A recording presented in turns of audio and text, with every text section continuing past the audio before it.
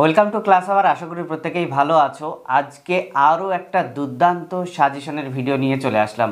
তোমরা অনেক অনেক অনেক রিকোয়েস্ট করছো বিভিন্ন সাবজেক্টের সাজেশন দিতে, কিন্তু দেখো আমি তোমাদের কাছে অবশ্যই ক্ষমা চেয়ে নেব এই কারণেই যে সব সাবজেক্টের সাজেশন দিতে পারছি না, কারণ আমি গুড টিচার বা দক্ষ টিচার আমি পাচ্ছি না। যখন আমি পাচ্ছি এই দক্ষ টিচার, তখন আমি তোমাদেরকে দেওয়ার চেষ্টা করছি। তো যাই হোক, সেই রকমই একজন টিচারকে আমি সঙ্গে পেলাম এবং তোমাদের সামনে উপস্থিত করছি, এবং ওনার সাজেশান অবশ্যই ইফেক্টিভ হবে, আমি 100% আশাবাদী। আশা করি তোমরা অবশ্যই পরীক্ষার খাতায় উনি যা সাজেশান দিবেন তাই হুবহু তোমরা পাবেন। তো স্যার টিটন স্যার এবং জিওগ্রাফির স্যার, তো জিওগ্রাফিতে অবশ্যই সাজেশান দিবে। তো স্যার একটু সাজেশানটা যদি বলে দিন।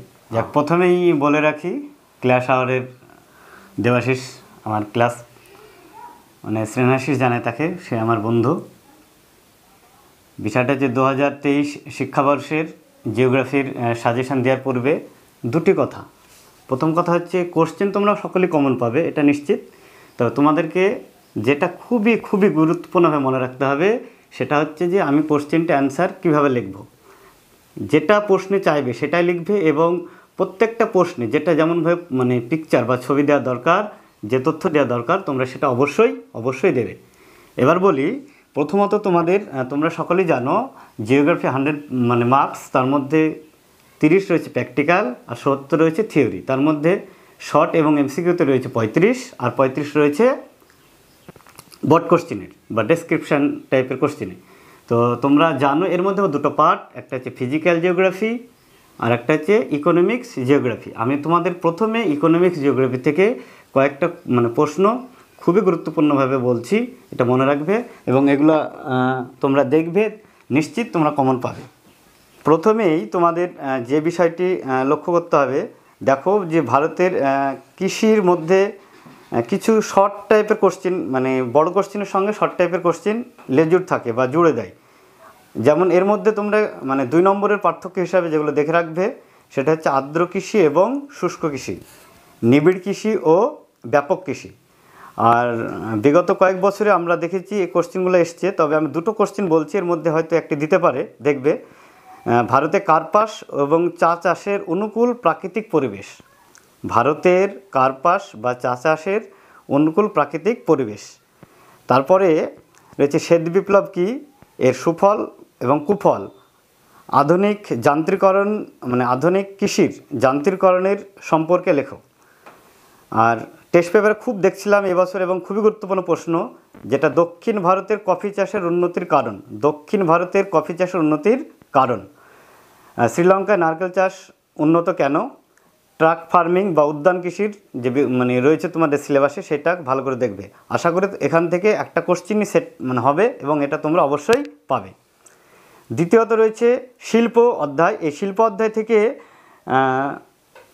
দুটি কোশ্চেন তোমাদের দিচ্ছি, একটি কোশ্চেন আশা করি পাবে।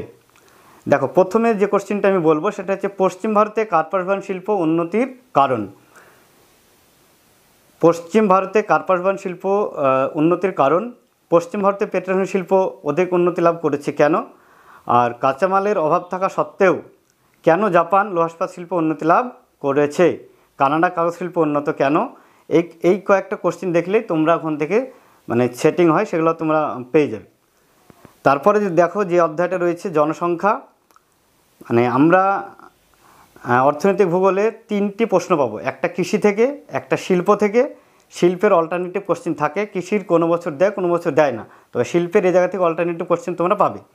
তারপরে রয়েছে জনসংখ্যা আর অর্থনৈতিক উন্নয়ন অঞ্চল, এই জায়গা থেকে একটা কোশ্চেন হয়।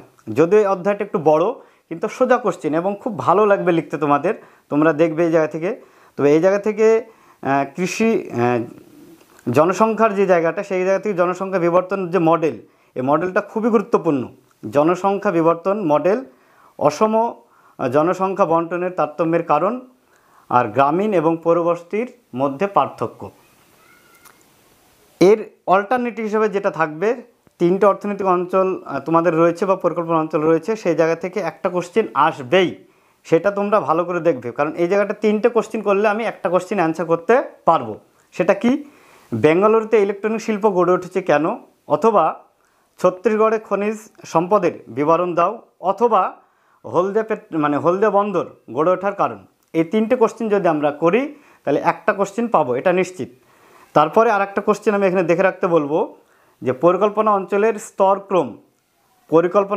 স্তরক্রম আলোচনা করো এবং ক্ষুদ্র ও বৃহৎ পরিকল্পনা অঞ্চলের মধ্যে পার্থক্য করো।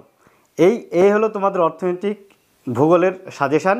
আমি আবার খুব গুরুত্বপূর্ণভাবে বলতে চাইছি, 3টে কোশ্চেন এখান থেকে হবে। তার মধ্যে কৃষি থেকে একটা, শিল্প থেকে একটা, আর জনসংখ্যা এবং অর্থনৈতিক উন্নয়ন যে অঞ্চল রয়েছে সেখান থেকে একটা। আশা করি বন্ধু তোমাদের সবারই কাজে লাগবে এই সাজেশানটি।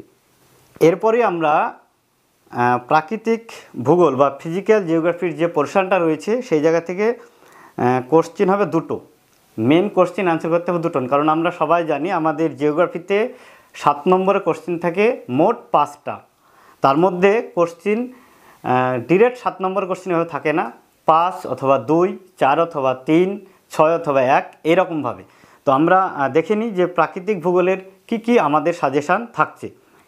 প্রথম 1 নম্বর কোশ্চেন হিসেবে সাজেশান থাকছে কার্স্ট অঞ্চলের বিভিন্ন ভূমিরূপের চিত্রসহ ব্যাখ্যা দাও, অথবা কার্স্ট অঞ্চলে শৃঙ্খল, পলজি, সোয়ালোহল, পাতন, প্রস্তর। এক কথায় এই জায়গাটা হচ্ছে কি, আমরা যদি কার্স্ট ভূমিরূপটা জানি তাহলে আমাকে কোশ্চেন যদি কেটে দেয় বা কোনো কিছু উল্লেখ করে দেয় তাহলে আমি পারবো। এই জায়গাটা খুব ভাইটাল এবং এটা খুব গুরুত্বপূর্ণ একটা কোশ্চেন এবছরের জন্য। তারপরে রয়েছে রিয়া ও ফিয়েড উপকূলের মধ্যে পার্থক্য, সামুদ্রিক ক্ষয়কার্যের ফলে সৃষ্ট বিভিন্ন প্রকার ভূমিরূপের পরিচয় দাও। এই দুটোর মধ্যে একটা কোশ্চেন তোমরা পাবে, এটা 100%। এরপরে যেটা রয়েছে আমি এই বছরের জন্য করে রাখতে বলবো যে নদীর পুনর্জন্ম লাভের ফলে সৃষ্ট ভূমিরূপগুলির পরিচয় দাও, এবং এর সঙ্গে আরেকটা বলবো যে ডেভিস বর্ণিত স্বাভাবিক ক্ষয়চক্রের বিভিন্ন পর্যায়ের বিবরণ দাও। ডেভিস বর্ণিত স্বাভাবিক ক্ষয়চক্রের বিভিন্ন পর্যায়ের বিবরণ দাও। এছাড়া থাকছে মাটি সৃষ্টিতে আদিশিলা এবং জলবায়ুর ভূমিকা আলোচনা করো। তারপরে আমরা বায়ুমণ্ডলে চলে যাব। বায়ুমণ্ডল থেকে যে গুরুত্বপূর্ণ কোশ্চেন থাকছে সেটা হচ্ছে ঘূর্ণবাত ও প্রতিঘূর্ণবাত এবং ক্রান্তীয় ও মধ্য অক্ষাংশ ঘূর্ণবাতের মধ্যে পার্থক্য করো।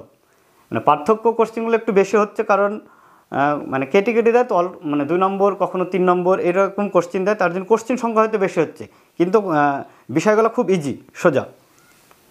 যাই হোক, তারপরে থাকছে যে ভারতের জলবায়ু বা মৌসুমী জলবায়ুর উপর জেট বায়ুর প্রভাব। ভারতের জলবায়ু বা মৌসুমী জলবায়ুর উপর জেট বায়ুর প্রভাব। এরপরে খুব ইন্টারেস্টিং ইউনিট বা চ্যাপ্টার যেটা রয়েছে সেটা হচ্ছে বিশ্ব উষ্ণায়নের প্রভাব বা গ্রিন হাউস প্রভাব সম্পর্কে জানো বা লিখতে হবে। ওজোন স্তরের অবক্ষয়ের প্রভাবগুলি